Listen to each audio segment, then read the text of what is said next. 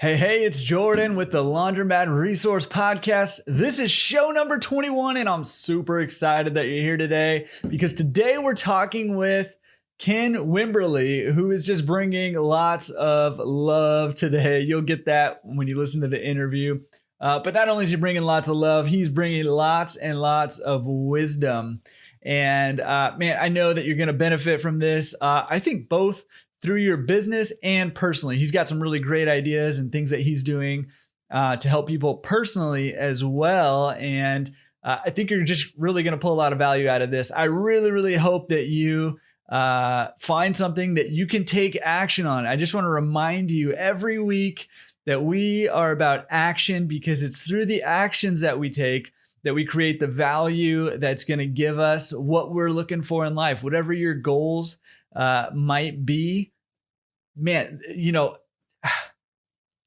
you got to take action. You got to do it. So find something in this episode that you can take action on, implement in your business, and join Ken as he takes over the laundromat industry. I'm super excited for this interview for you guys because I think you're going to get a lot out of it. So let's jump into it with Ken Wimberly. In today's world, if your laundromat is not online, you're losing business. Customers increasingly decide who to trust with their laundry by the quality of your web presence. But creating a professional logo and website that instills trust in potential customers and can be found on page 1 of Google can be difficult to create on your own and expensive to purchase through a traditional marketing company. As part of our mission to help laundromat owners succeed and find financial freedom through laundromat ownership, we are launching our done-for-you marketing service tailored specifically for laundromats.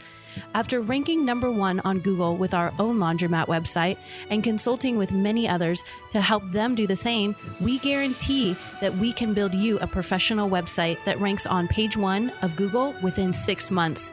Our joint expertise in the laundry industry and over 15 combined years in website design and online marketing allow us to offer affordable, transparent pricing for a high-quality web presence for your laundromats. You invest so much into providing your customers a quality laundry experience. Don't let anyone miss out on what you have to offer simply because they can't find you online. Let Laundromat Resource Marketing take care of your online presence so you can take care of your customers. Visit laundromatresource.com/getonline today for more information. That's laundromatresource.com/getonline or click on the link in the description. All right, Ken, how is it going, man? Thank you for coming on the show.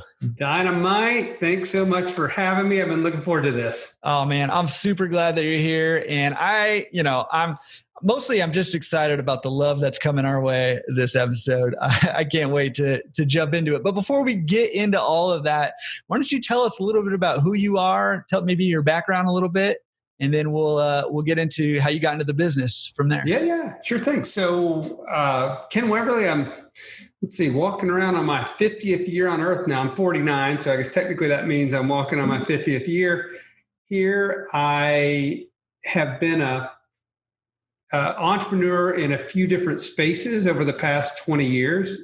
Primarily, I've been in the real estate business since 2002. I was in the commercial real estate brokerage business, and that led to commercial real estate investments, and that eventually led to other opportunities. It included I ended up with a Keller Williams franchise, real estate franchise, and that led to more commercial real estate investments, and those eventually led us into the laundromat business. And now I'm kind of entrepreneur in the laundromat business, and then also we've developed an app, a parent-to-child journaling app. So I've got and I do some real estate coaching. I've been in the commercial real estate business for 20 years, and so I do some commercial real estate coaching. So I've got my hands in a few different things right now. As far as a business world, that's my business life. Hey, you are all over the place. It's kind of cool to hear, just the winding path that led you to, probably the pinnacle of your life, maybe being on this podcast, I would say. And here we are. No, that's funny. But I hang my real estate license with Keller Williams. So that's pretty cool. Oh, nice. You have a franchise there. Gary Keller is, I can tell you, I've learned as much from him as I probably have from anyone. He is a brilliant man. I spent a number of years in his private mastermind group, and I can't say enough great things about him and what I've learned from him. Yeah. Very cool. I know I've been impressed. I love, the books that he's put out, and, I think I've learned a ton from afar, from him. Not lucky enough to be in a private mastermind with him, but even from afar, I mean, for the first 6 years I was around him, I was learning from afar, just watching him up on stage and listening to his words and what he would say. There's an immense amount that I've learned. Yeah. Very cool. Okay. So you've come through, I mean, you sound like you're an entrepreneur at heart. You're doing all kinds of different things, entrepreneurial. So that makes me really excited to hear, from you today, even more so. Okay. So you kind of took this path. Tell us a little bit about how you got, you got a lot going on. Why Laundromat? How Laundromat? By accident, to be quite honest. The best way to get so the Laundromat was accidental. What happened, I mentioned I have a Keller Williams franchise. It's in Abilene, Texas. And a friend of mine reached out to me whose daughter was going to school out in Abilene. And he said, Ken, I'm looking to buy this shopping center in Abilene. So I know you've got some business interest out there and wondering if you want to partner with me on the shopping center.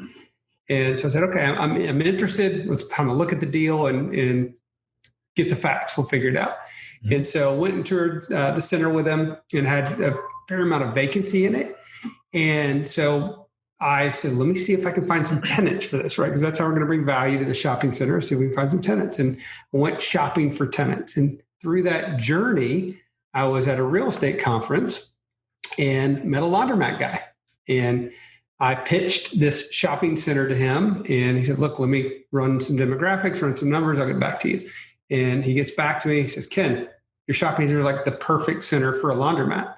And I said, okay, great. What would you need what would a laundromat need? What kind of lease would you need? What kind of space would you need? And so he says, look, we'll probably need 5,000 feet.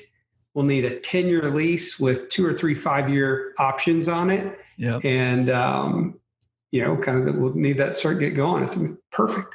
It's like, let me send you a lease agreement. We'll get going. It's awesome for a landlord to hear. Oh yeah. As a landlord, we're thinking, okay, this is going to make this, you're going to make the shopping center a great deal. Yeah. And so then I learned through this process, though, that the guy I was talking to was not, in fact, a laundromat operator, which is, I didn't really know what all the pieces or components were to that. Right. I'm a real estate guy. And so he tells me, he said, no, okay. He said, I work for an equipment distributor. Mm-hmm. And what we need out there is an operator. He said, let me put you in touch with some other people.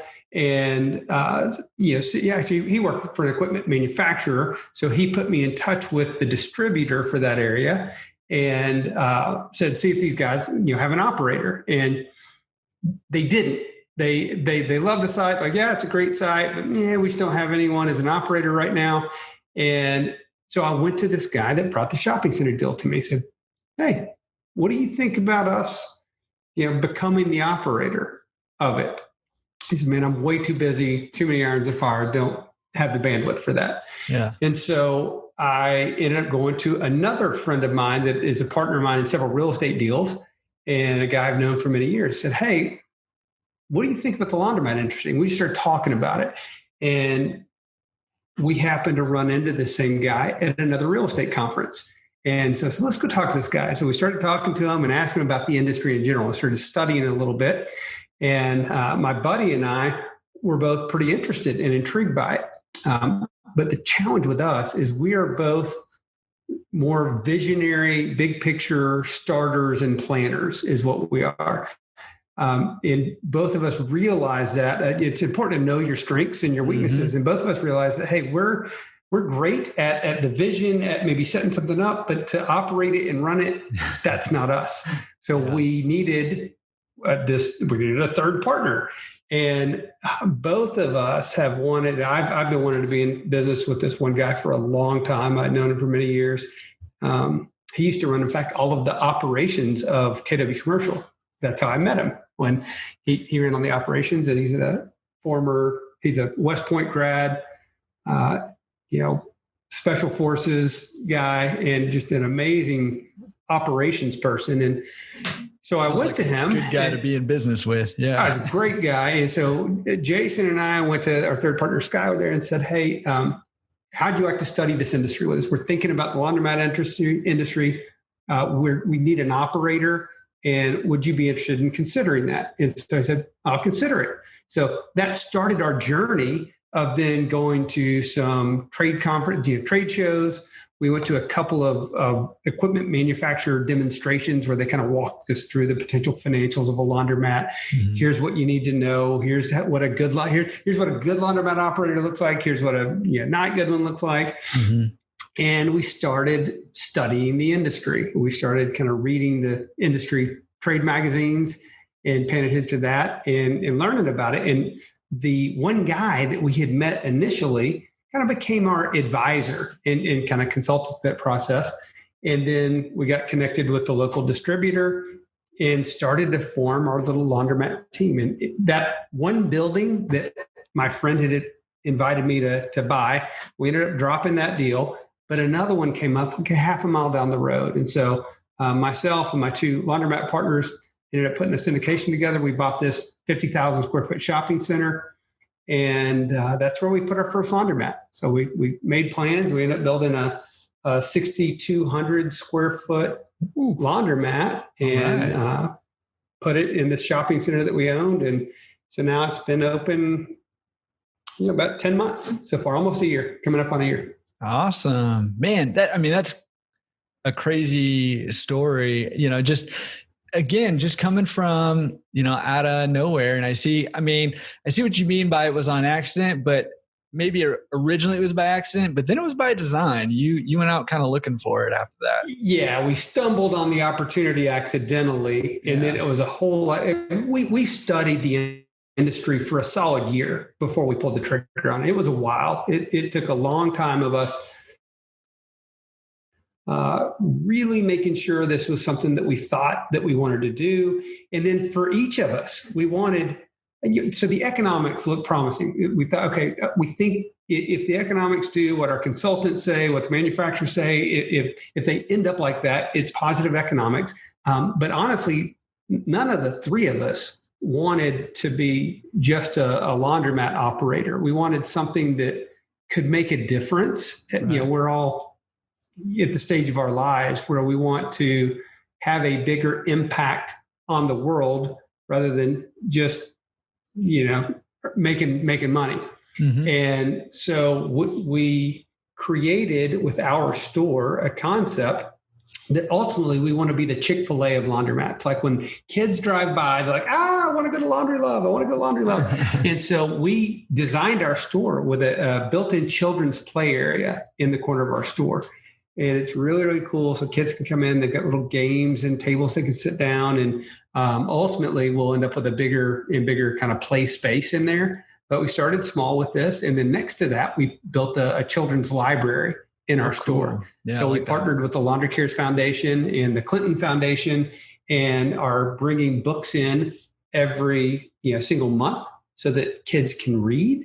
And then we went and partnered with the local college in town so that their students will come over and actually read to our children in our store on the weekends. So we've got like designated reading time for students to come and read to kids on the weekends. Now that's been suspended because of this weird COVID era that we're in right now, but that will resume and we'll get back to that because what we want to be is a mission-based laundromat. We want to be able to serve our constituents, serve the community. We're right now looking at, because of this weird time that we're in, we've got some kind of dead space in the store. And we're looking at putting in desks in the space for children that can come in, and we're going to put in probably desk and computers on those desks so that children that don't have, a lot of the schools are going online only right now. So the children that don't have access to it, they can come into our space, jump on and do their schoolwork while their parents are taking care of the chore of laundry right there. Yeah.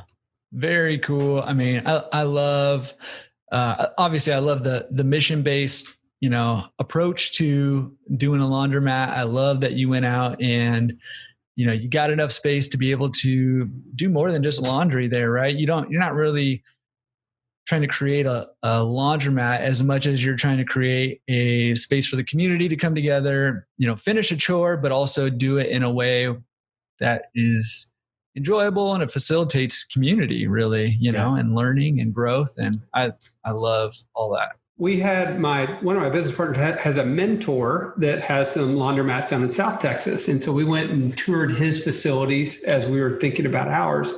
And we kind of took a page from his playbook as well, in that we, in addition to the children's play area, we have like a designated family areas. We have 6 big oversized picnic tables, all where families can kind of come and sit together, and they often will go order a pizza or bring in some food, sit there and eat as a family while their laundry's getting done. Yeah.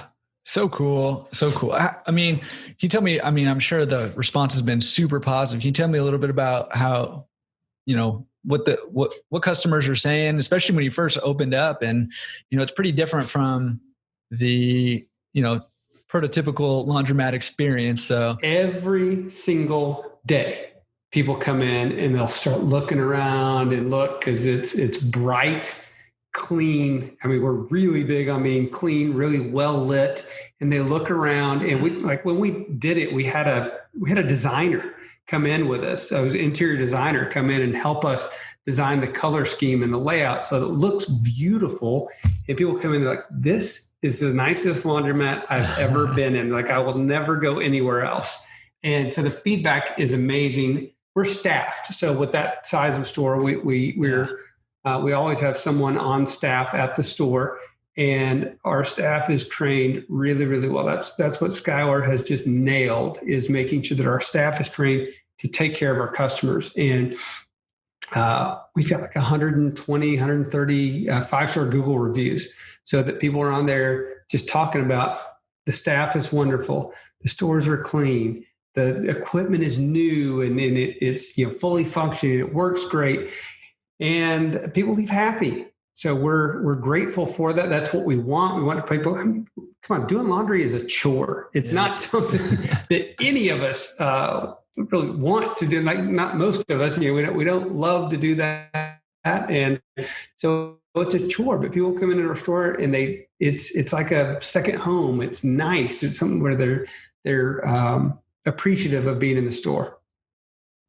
Yeah. I mean, it sounds like an awesome experience, and almost like it just kind of interrupts the pattern of the normal laundromat experience. And, that's what gets people's attention. That's what makes people, take notice, and, talk about customer retention, having great Chick-fil-A-esque customer service, along with, a play area and all the clean machines, new machine. All that stuff is great. So are you guys going to close on Sundays like Chick-fil-A? Negative. So we're open 7 days a week, and from 7 a.m. to 10 p.m. That's another thing. We actually get a lot of feedback on the extended hours. People are grateful for that. Oh, I'll tell you something else we did in the store. So it's not uncommon for laundromats to have TVs up in the store. So we have 6, 60-inch, 70-inch TVs up in the store. But our TVs only show positive programming. We tell our staff exactly the channels that are going on the TVs, and so there's no news, there's no daytime TV, there's no soap operas, there's no junk that's on the TV. So it's like Nat Geo.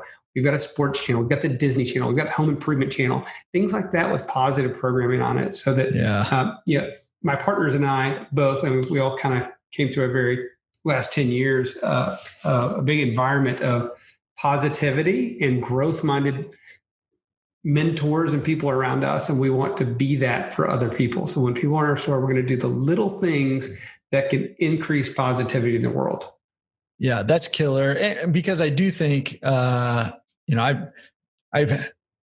pretty much actively avoid the news and all that stuff, because it really can, it alters, it's talking about in a laundromat, like it alters the experience of you can have a nice, big, clean, bright store, the positive experience. And if there's, the news on and people are having these, experiences where they're watching whatever's going on the news, man, it alters that experience. But I love the positivity focus. It sounds like you guys have less like crafted a business and then put a mission in it. It sounds like you had a mission and Laundromat just happened to be one of the vehicles that you're using to implement that mission in life. Is what it sounds like.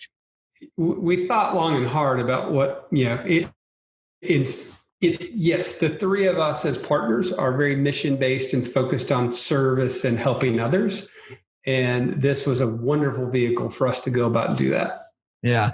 Well, can I ask, okay, so you said the economics look good on a laundromat. What else was it that attracted you to this particular, you have seen, I'm assuming, tons of different businesses doing commercial real estate, and there's a lot of options out there of what you could do. You have other businesses, you have a Keller Williams franchise. Right.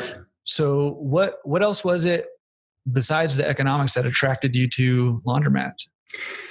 Yeah, it was that we felt like we could replicate this. We felt like we could do it well and replicate it in a number of different markets. And so that's what we're doing. We wanted something that we could bring to scale, and we don't think small. So today we have one, soon we're going to have three. And then soon after that, you're going to see us as one of the largest players in the industry here. So we think in terms of large scale. So that was something that we liked about this, that we could bring out across the country to various markets. I love it. And I also love that I'm always looking for somebody to go compete up against Luke Williford. I don't know if you know him yet or not, but he's got like 37 laundromats. I don't know. By now he's probably at 44. I don't know. Somebody's got to go catch him though. He's got a ton. Maybe it's you. We've got triple digits in our sights, but it starts with one. And so now we've got the one, and we'll start to get the next ones and ultimately into triple digits. I love that. You are thinking big, and I really like that.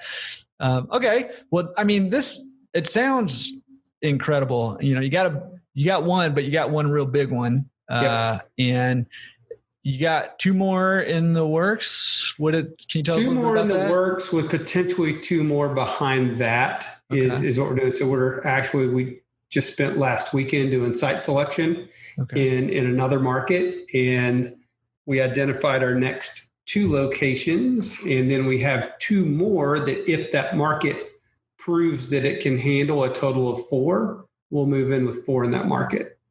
Nice. Okay. Yeah. Are you building all of those out? One of those will be freestanding. One is will be inside a shopping center that one of my partners owns. And then the other two would be rehabs of existing buildings. They're not existing laundromats, but they'd be rehabs of existing buildings. Okay. Yeah. You guys are going for it. I like that. Well, and we've got all three of us have a real estate background. So real estate's a good play for us, and we understand the real estate world. Yeah. And it's that I think gives us a bit of an advantage as well. Yeah. Well, I'm always talking about, I love the way that laundromats and real estate can play together. Not only in terms of, I love that laundromats can throw off really great cash flow. You can get cash flow from real estate, but there's just not a whole lot out there that can really touch a business like a laundromat in terms of cash flow versus time invested, that you need. And I like that. But I also love that, especially if you own the real estate, you own a shopping center, and you come in and throw in a laundromat with a long-term lease, you're really improving the value of that real estate as well. So it's 100%. A double play. I love that. 100%. So that's part of our model right there, is the real estate play as well. Yeah. Yeah. And so I love the cash flow and equity kind of play that they have together, and both have pretty great, tax advantages also. So there's a lot of plus for those two playing together. Yes, sir. Kudos to you guys. All right. So you got one, you got two, maybe coming up, and then maybe two behind that. Yeah. You got aspirations for maybe even triple digits. worth of these guys. And we think we'll do, when it comes to triple digits, we will likely, after we get the next 3 or 4 up and running, we'll likely start looking for strategic partnerships with folks around the country to kind of join us in our expansion journey right there. So similar to what Gary Keller did in his expansion of Keller Williams. Yeah. Yeah. I love that. And I'm always looking at the Keller Williams model to see, there's just a lot of opportunity to, model that model and in a whole lot of different areas. So I like that. I think that's a good play. It's a good play. Cool. Okay. Well, tell me a little bit about, what your business looks like. Are you guys, I'm assuming you have a self-service. Are you guys doing fluff and fold? Or do you pick up and delivery? Can you tell us a little bit about that? Yep. Kind of all of the above. So certainly self-service. We're a 100% card-based system in our store. We wanted that. We're remote owners. Mm-hmm. So I'm in Fort Worth. One of my partners is in Denver. One of my partners is in Austin. So we're all 3 remote from each other. We are remote from the location. And that was a little bit by design, because in the fact that we wanted to scale and grow and scale, we wanted to have something where we understood and we could create systems and processes and hiring processes and people so that we could run them remote. So because of that, we certainly wanted to be card-based so we can see real-time reports and understand what's going on. We do have a wash, dry, fold component. We are also doing pickup delivery. We're starting to really get active in soliciting commercial accounts as well. We had 2, I think is what we had. COVID kind of put those away, but now we're getting back out to going and hitting the pavement and soliciting commercial accounts as well in there. And like I said, we're staffed location. We have a staff member there at all times when the store's open. Yeah. I'm hearing a lot of people who are doing pickup and delivery right now that commercial is in the tank, but residential has been even kind of making up for the lost, commercial stuff. So keep at it, because there's only upside to when everything kind of bounces back. If you can hang on to that residential and the commercial comes back, everybody's gonna be in real good shape. Yes, sir. Just a matter of getting through and making it happen. Yeah, exactly. So you guys are fully attended. You don't have to tell, any specifics necessarily if you don't feel comfortable. Can you give us a clue on, what it costs to do some laundry in Abilene, Texas? How much are like VIN prices? Or our full price on wash, dry, fold is $1.75 a pound. So we're on that. And then our machines will range depending on the size of the machines that we've got right there. We're actually pivoting and going to a free dry model. Okay. We've got a competitor in town that had done that recently, went to a free dry. So we're going to compete heads up, and we're pivoting as early as next week, actually. So probably by the time this airs, we will have pivoted and gone to a free dry model. And that's, we're slightly adjusting our wash prices to compensate for that right now and pivoting in. Yeah. A hot topic right there. I'd love to hear. Was it solely, there's a lot of debate on whether, free dry is good or bad. And was it just solely that the other operator did free dry? Competition based. Yeah. We did not do it initially. In fact, we got advice from a lot of different people prior to rolling out and opening. And shouldn't we? And, the consensus is that once you do it, there's no going back. Right. Yeah. So it's the customer comes to expect it. And if you go take it away, there's a lot of pushback. So we didn't necessarily want to do that, but when that's our competitive environment that we're in and nearby, so we said, all right, well, if that's the competitive world we're in, we will compete. So we're diving in. Good. You're going for it. I like that you're not backing down. I like that you're willing to pivot, because I think it's a big key to success in business is being able to kind of read the room and be able to pivot, and that's a tough choice to make because like you said, there's no going back once you do it. So it's a tough one, but we're going to have you back on now to find out how that affected your business. I'm curious. Yeah, we'll do the Paul Harvey, the rest of the story there, huh? Yeah, exactly.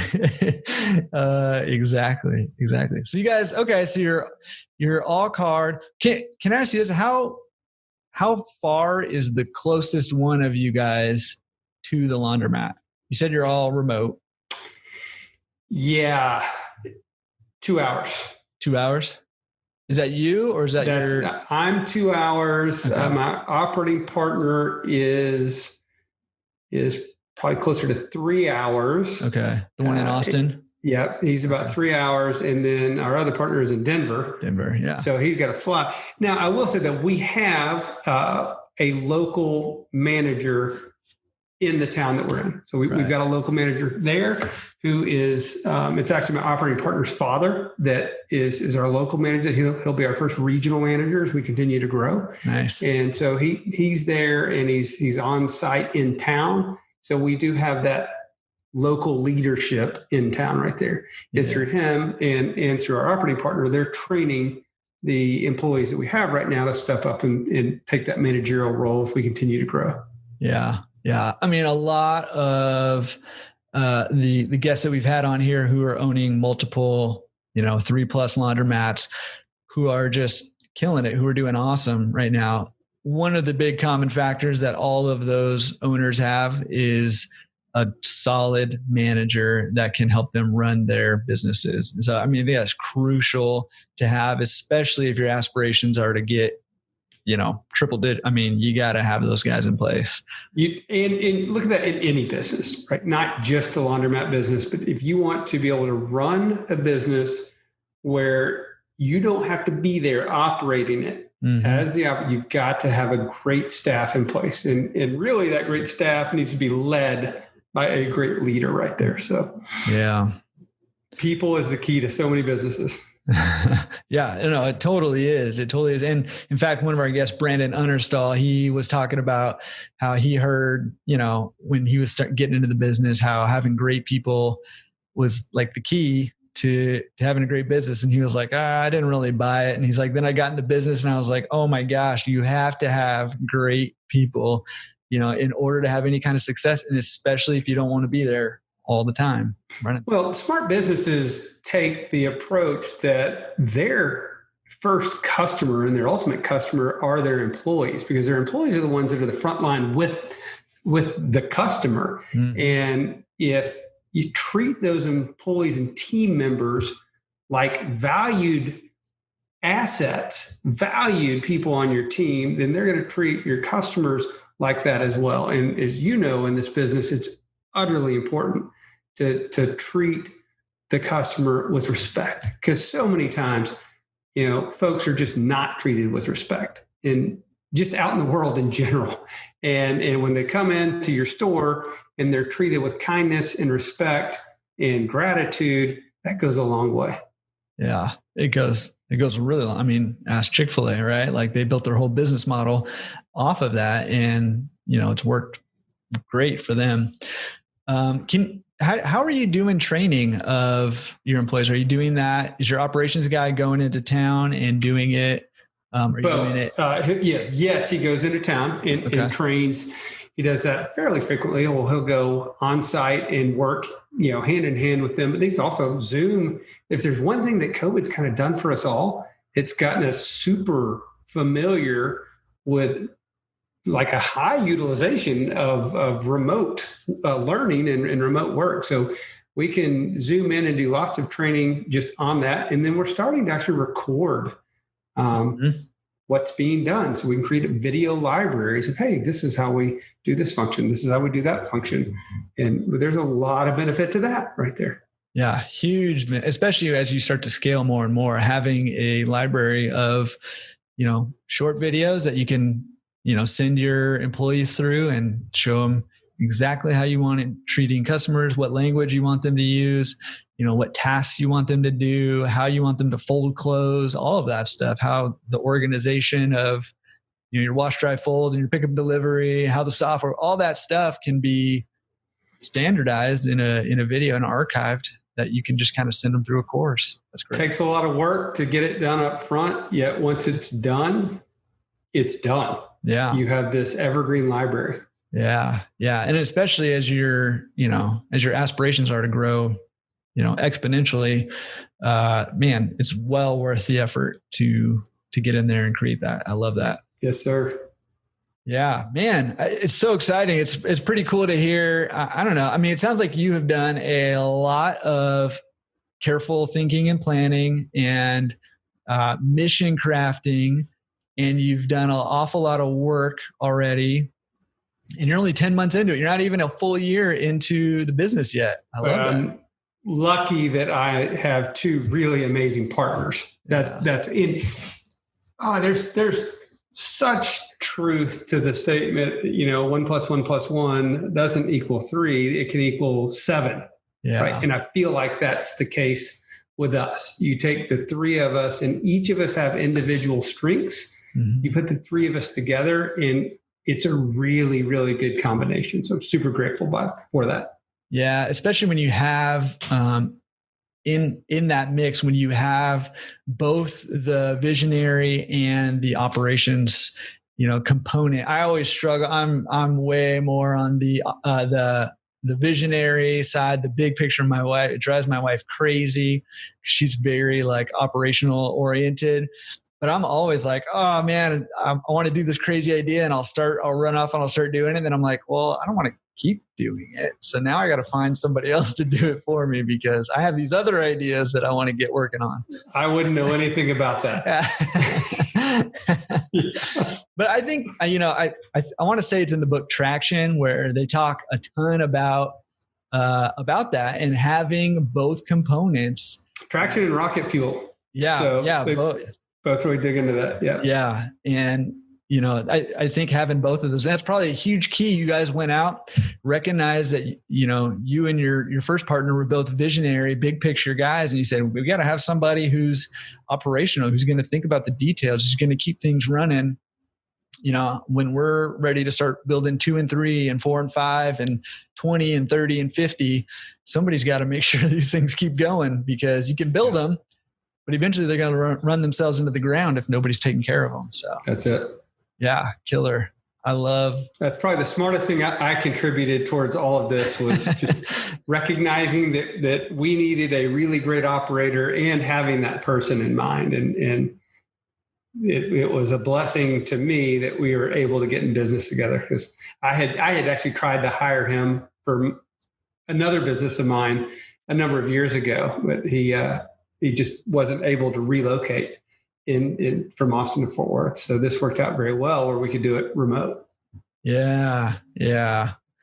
Well, okay. So you guys are planning on basically taking over the industry. So, I'm glad I know you now. It's making an impact in it. There's a lot of really good players in the industry, and we want to be alongside them. There's some really great people. And frankly, many of those great people have been so forthcoming with us in offering advice and help and guidance. And so I won't say that we're going to take over the industry and be so bold or brash, but we'd love to be a player in it alongside them. Yeah. Well, you can be humble, and I'll just say you're going to take over the industry for you. I'm the best hype man there is. So I will hype you guys up. You be humble. Wait, so you said hype man. There was a speaker at the laundry conference a year ago. We went to a laundry conference, and he's a Chick-fil-A owner. He's got a couple of Chick-fil-A stores from Oklahoma. I cannot remember his name right now.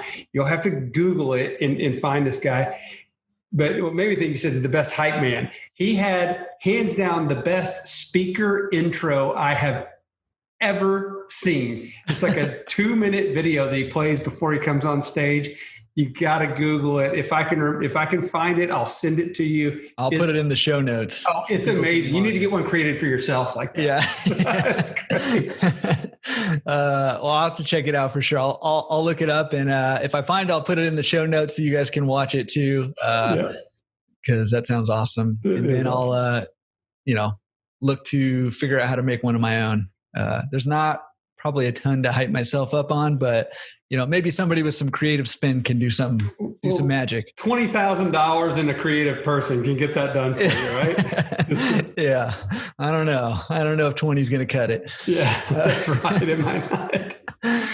Okay. Well, tell me, how are you spending your time right now? How much time are you dedicating to the laundromat? Are you spending your time doing other business stuff? What do you spend your time doing right now? Your business time. I divide it between a few things. Honestly, a lot of my time is focused on Legacy of Love, our app that we're building. That is a work in the laundromat. We have an operator, and so he's running the day-to-day. We have 2 partner meetings every week where we get together and visit, review agendas, look at financials, look at our 135, what we're working on, and me and the non-operating partner get to consult with the operating partner and talk about what's going on. So we have a couple of meetings of those. And then like this weekend, we spent this past weekend doing site selection in another market. So my time for the laundromat will pick up on the site selection and development of the new assets. Mm-hmm. But when they're running, it's a couple hours a week on the laundromat for me. A lot of my time, the bulk, I do a little bit of real estate coaching consulting on that. And then I spend a whole lot of time, and I do some coaching consulting for my Keller Williams franchise. I've got a leader out there that runs that. Mm-hmm. And the bulk of my time is spent on our app and growing our membership base. That's a whole different world. And I am the operator on that one. Well, I want to hear about this app here in 1 second. Yeah. I want to hear all about it actually. And then, I want everybody to know how they can come be a part of what you're doing, because I think it's super cool. And I think anybody who's just listening to you talk about laundromats and the way that you're talking about your laundromat and the way that you want to expand and the way that you're trying to treat customers and employees, I think it's just really inspiring to hear the way that you're thinking about things and the way you guys are doing things, and to know that you're working on something else that, you're willing to actually be the operator on, and you're really passionate about that as well. I think a lot of people are going to want to be a part of it. So I want to ask you that in a second. Sure. But real quick, just a question that popped in my head. Are you going out to your laundromat ever or very often, or? Yeah. Absolutely. Anytime I'm in Abilene, once every 4 to 6 weeks. So okay. I'm not there super often, but I'm there once every 4 to 6 weeks. And I'll kind of go in, of course, every time I'm in town there. Yeah. Okay. So you're like once a month, once every month and a half, something like that. You're popping in your laundromat, making sure things are running, checking things out. Yep. Talking to the employees. It's run really smoothly. We have our on-site manager out there who's got it dialed in, and he does really well. As much as anything, I just pop in to, admire what's happening out there. Yeah. Yeah. And having that card system really helps too. All right. Well, hey, tell us a little bit about this Legacy of Love app that you're developing. Yeah. So Legacy of Love is the culmination of a journey of mine as a father. I have 3 kids. I've got a daughter, Grace, who's 17 years old. So she'll be graduating high school next year. All right. She's a senior in high school right now. My son, Knox, is 16, and a little guy, Kai, who's 4. And when Grace was just 1 year old, I started journaling to her in writing the stories of her life. And I started for Knox when he was still in the womb. And I wanted something that I could do to kind of freeze frame time, capture moments, because I had the presence of mind to know that things would slip away. Mm-hmm. And things that I thought I would remember forever, I would not. Mm-hmm. And that's absolutely true. And so I said, what could I do to, slow down, capture the moments and keep them so that I could one day pass them on to my children? And I thought I could journal to them. I can write. And I thought that, do I do it in a paper and pen journal, or do I do it in a digital format? And fortuitously, I decided I would do it digitally. mostly because I could type faster than I can write by hand. Right. Yeah. And so I started just in a simple Word document. This is way back in 2003. And again, fortuitously, I started each entry with the date and my age and my child's age at each entry, so that later in life they could read back on these entries with context of where we were at the different stages of our lives. And those journal entries have taken me from just simple little milestone moment. When you're a new dad, everything's magical and and everything's wonderful. Everything they say is awesome. Or they you rolled over today, you did this. And so at first it was just capturing my joy as a father. And then the major first 2 or 3 years of your life, everything's a milestone. So I'd capture the rolling over, crawling, walking, first words, milestones. And then as I got older, I would really tell the story of their life. The story, I started giving detail and texture in the story of my life. I've documented every family vacation we've ever taken, which has been really cool to look back and read over those previous entries on old family vacations, because there's just a lot of detail. My kind of rhythm with that is each morning, as I'm having my coffee, I'll just jot down some notes on what we did the day before. And that way I just remember everything. And as I started figuring out, of course, in a Word doc that I could put photos into the Word doc. So I started adding some photos into it. And then as the years went on, entries got deeper. I would write about the highs in my life, the lows in my life, good times and bad times. And, journaled about the 2008 financial crisis and the crap that was. Actually, before that, even in 2001, I had a pizza restaurant. We ended up filing bankruptcy, had to shut it down, filing bankruptcy. But I wrote about that event and my lessons learned through that event and what I hope they would learn from my mistakes in these journal entries. And I've told hundreds and hundreds of parents, and especially dads, but moms as well, about this journaling process, and many of whom started journaling to their own kids, and they would snap pictures of their journal entries and text them to me. And I'm so rewarded by that. And more people are like, Ken, you should really do something with that. You should create something. And to be quite honest, I figured it was out there or someone would do it. It was that. And then as time went on, there was nothing out there to really capture the kind of things that I was trying to do. And so a couple of years ago, I decided, I'm going to make the leap and do it. And so I put a lot of my own capital and money up and went in and created what is now Legacy of Love. So we built an app, and it's now Legacy of Love, and you can find it on the App Store with a Legacy of Love app. You can go to our website, legacyoflove.app, and learn about it and learn more about it. And it's got links to the App Store there, and you can even kind of sign up for an account. It's cross-platform, so you can do it on an iPhone or a Android or tablet or computer. Although I think we are probably going to phase out the web version of it, to be quite honest, just because it's so much to try to maintain everything right now, and that the app experience is so much smoother. Yeah. So we're going to actually build in some technology where you can just email journal entries straight from your email to your app. So someone that wants to type on a big keyboard, no problem. You can type it and just email it straight to your app like that.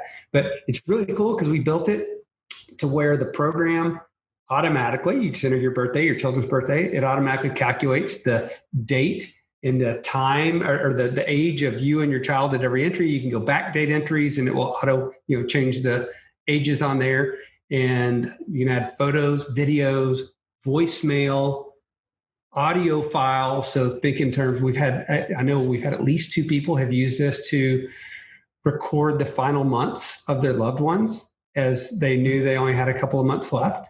Mm-hmm. And I think that's just an amazing thing to capture and then pass on to future generations. And the other really cool thing is we built a timeline view into this, so you can view the entries on a timeline. And you can even then tag them by milestones. So it's really cool. If I look at my 4-year-old, like the first entry is a sonogram, or is milestone entries. And then the next is the day he's born.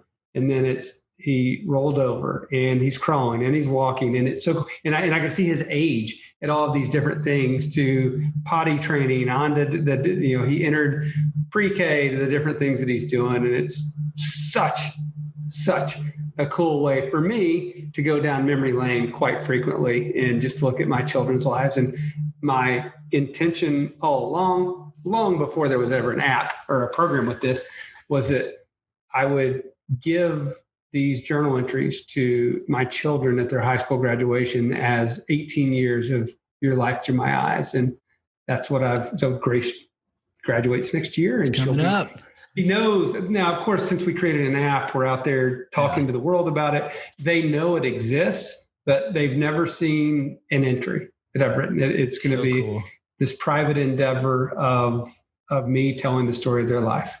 Yeah. I think that's so cool. When I was growing up, my mom, we get, the wall calendars, and she would make little notes on the days of the wall calendars. Yeah. And, since my kids were little, I would take cell phone videos of them, and my phone would fill up. So I actually created a YouTube channel where it's private, but I just upload videos of my kids on that YouTube channel. But having something like you're developing right now is so much cooler, because you can see that timeline, you can see the milestones, there's organization to it, you can make notes on it, all of that stuff.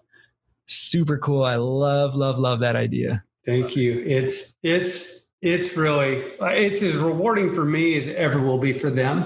It really is. And then for me, I initially thought I would do this until they turned 18 and then I'd be done. And now, I'll write to them and my grandchildren until the day I die. And that will be my final parting gift to my family, will be these years worth of stories that I've been collecting since they graduated high school.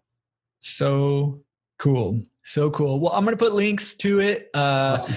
In the show notes. And if you're watching on YouTube, they're in the description down there. So make sure you go check that out. The show notes are going to be at laundromatresource.com/show21. So if you're looking for the link, go there and go download this. Do this for your kids, but do it for yourself too. I can just see, we're doing a video chat here. I can see on your face just, how much joy it's bringing you to be able to do this for your kids, and to be able to look back for yourself on all of these milestone moments. So it is for your kids, but it's also for you. And I just think it's a super cool idea. And man, thanks for making it. So cool. Thank you. I appreciate that. And thanks for the time to talk about it. Yeah. Well, let me direct us back. I got a couple questions for you, and then we can wrap it up. We have a couple little segments on the show. The first one's called Secret Sauce. Listen up, it's the Secret Sauce.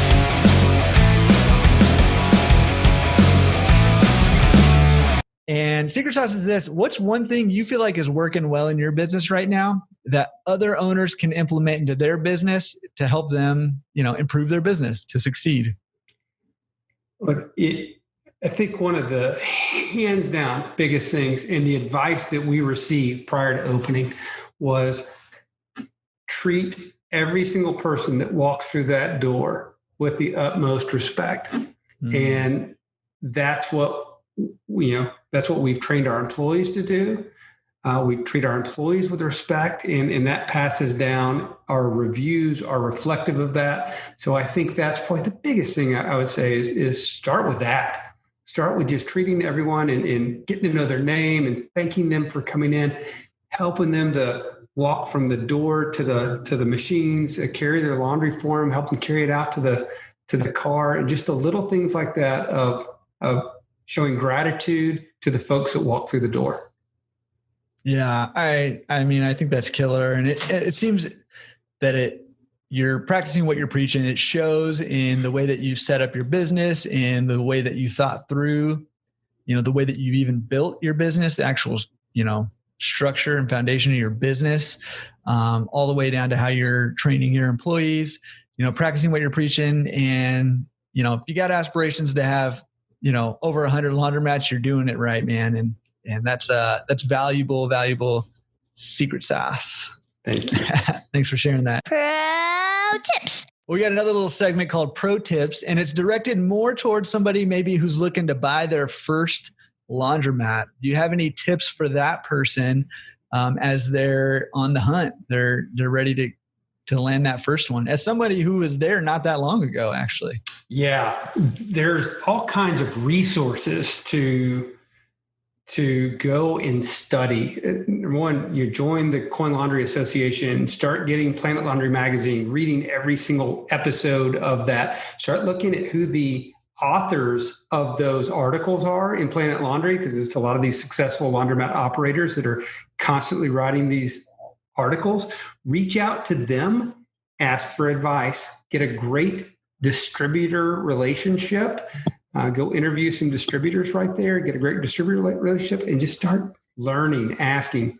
We worked with our distributor for almost a year before we built, just studying and learning and having them teach us. And thank goodness they were like grandfathers that took us under their wing is what they've been so wonderful to us. I would say go to the conventions right now face to face, not so much, but there's a lot of online resources. I know the Coin Laundry Association is putting out webinars quite frequently right now to learn about best practices in the industry right there. And then lastly, if you're going to buy one, actually do your homework. Don't just believe what's being handed to you right there. Just because someone, like, we were looking at a potential acquisition and someone handed us a P&L and all of the numbers were round numbers. And I'm like, really? This is your P&L? You just happen to have perfectly round numbers? And it's like, that didn't add up to me right there. So there's some red flags right there. So I'd say, make sure and validate, if you're buying an existing laundromat, validate what's being told to you. Yeah. Awesome tips. I think my microphone cut out, so sorry if the quality's bad, but yeah, awesome tips. And man, I just think that, if you're looking to buy your first laundromat, those are exactly the things that you need to be doing in order to, do it right. Because, if you get in wrong, it's really hard to recover from that. But if you get in right, you can have aspirations to get 100 plus laundromats, but you got to do it right. And in order to do that, we talked about modeling before, modeling some of these successful people and getting in contact with them is the way to do it. Love that. One other question that I have for you before we go is, do you have any resource? I mean, you just listed a bunch of resources. Do you have any resources that you would recommend, maybe like books or anything in terms of, personal development or business development that might help other laundromat owners or prospective owners? Holy crikey. We could really dig into this one. So we give you just a handful of resources that love it. Really helped me on my journey. Yeah. Okay. I didn't read this book until I was 40 years old. And as I read it, the light was just shining, like, the heavens were opening, the light was shining. So the book is Think and Grow Rich, Napoleon Hill. So there's one of the first books I recommend to everyone to read. It was written in the 20s. Okay. This is the 1920s, not the 2020s. And it is as applicable today as it ever was the day it was written. By the way, you can also go to Audible and get Napoleon Hill in his words. If you go search for that, Napoleon Hill in his words, there is a 10-hour lecture series that Napoleon Hill did. Incredible for business growth, mindset growth, personal development. And people look at Tony Robbins is a great resource to go kind of get plugged in with his personal power program, his other programs, the UPW and the business mastery, the things that he's doing. Read The Miracle Morning by Hal Elrod. Hal, in that book, Hal kind of took together practices that many people have done for many years successfully and put them all together in a really easy to read, easy to digest format in a book called The Miracle Morning. There are a bunch of different versions of The Miracle Morning. So your first read, I would encourage you to dive into just the original Miracle Morning by Hal Elrod, and then you can dive into some of the other ones. There's a lot. There's for salespeople, for students, for this, and this. So there's a couple right there. Look into accountability groups, mastermind groups. There's a I'm a member of a mastermind group called GoBundance that has done wonders for me being a part of GoBundance. The kind of one of the sister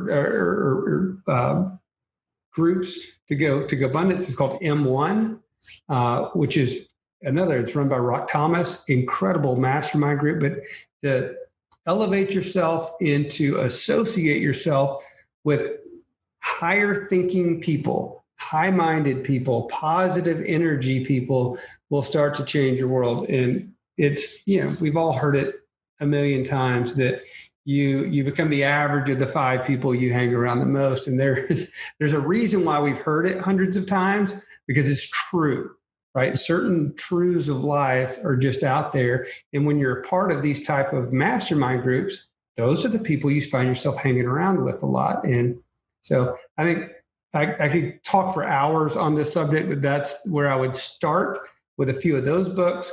Get involved in your first mastermind group and start taking it from there.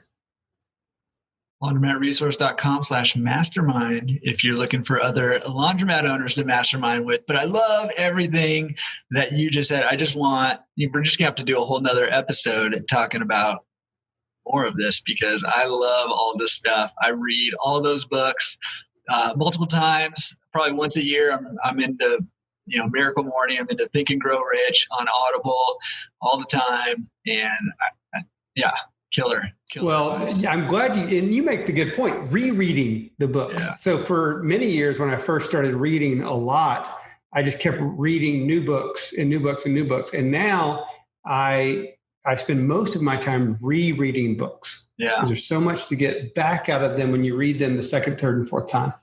Yeah. I was on, I read probably 60 books a year, 50 to 60 books a year. And I just killer all the time. Well, and that includes audiobooks. I'm on the freeway a lot because, I'm in LA and we just sit around on the freeway for fun. And, but like last year, I think I was like, you know what? I've grown a lot. I've learned a ton. But so many of these books are like life transforming if you start to implement. And I started thinking back, what have I implemented? And there's stuff for sure that I've implemented. Yeah. But my new goal is to kind of go back through a lot of those books and pick at least one thing to implement into either my personal life or my business life. That way, because it's knowledge is power, but knowledge in action is where the real power is. And so that's my focus now. My favorite quote, I have a OneNote document of over 300 quotes. And I think my favorite, I have a lot of really, really top, but is action is the foundational key to all success. Pablo Picasso. And you said it, it's knowledge is great. Action is where it happens. Yeah. Killer. Love that, man. I'd love to just sit here and chat with you about that forever, but we both got things to do. So tell me this, what is a good way for, anybody listening here? I think a ton of people are just going to love to hear your perspective on things. They've loved everything that you've said. They're, excited to hear about your journey. They want to reach out to you. You're one of the, you're going to be taking over the industry. Let's just face it. So, they want to get to know you early on the ground floor when you only own 1, 2, 3, 4, 5. How can people reach out and contact you and find out more about, Legacy of Love and everything you're doing in the laundromat industry and or commercial real estate and or Keller Williams? You bet. So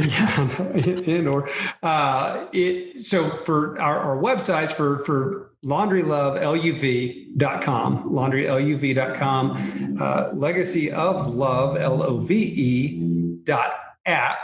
So legacyoflove.app are the kind of 2 ways to find me there. If you want to send me an email, it's ken@KW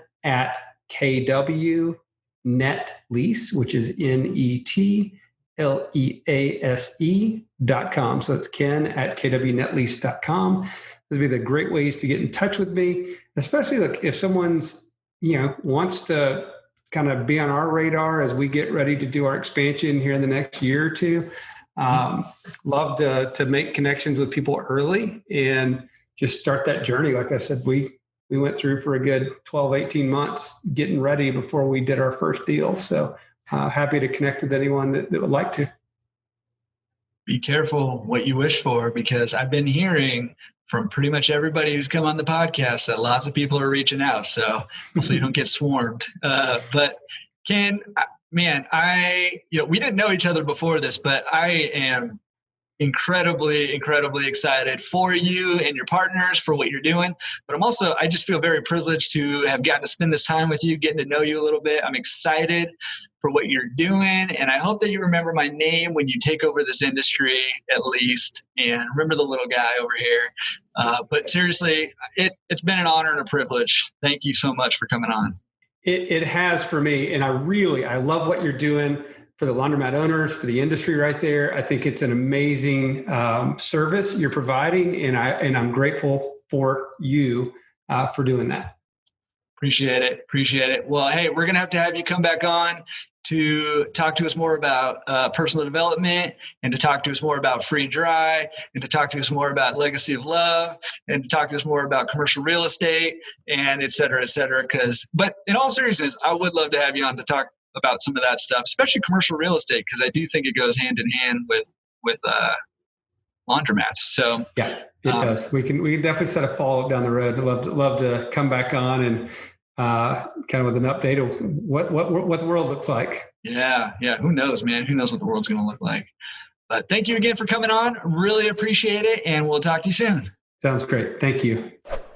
Man, how cool was that episode with Ken? He's just such a cool guy, and he's doing awesome stuff. He's going big, he's going fast, he's going hard, and he's doing it in such a way that he's really trying to give back to the community. And I really love the legacy of love that he is creating. And man, go check that out. There's links to all of that in the bio, along with everything else that we talked to, or links in the bio, links in the show notes. And man, too much Instagram for me, I guess. Links in the show notes to his app and to everything else that we talked about in this show today. And you can also check out the show notes at laundromatresource.com/show21. Make sure you check that out. And man, again, I just want to remind you, take some action today. Find something from this episode that you can implement in your business, or if you're looking to buy your first business, take something that Ken talked about today and implement that in helping you find your very first business. He is not that far ahead of you. So you can do it too. If he can do it, you can do it. So get out there and make your goals happen. Make them happen today. And I want to remind you /brainwash you one more time. Speaking of taking action, head over to laundromatresource.com/forums. Go ask a question, go answer a question, because it's in that network, in that community, that you will find success much, much quicker and much, much greater success. It's when we're working together that we find that success. All right, come be a part of what we're doing. laundromatresource.com/forums. And I'm looking forward to seeing you over there. All right, thanks guys. Peace.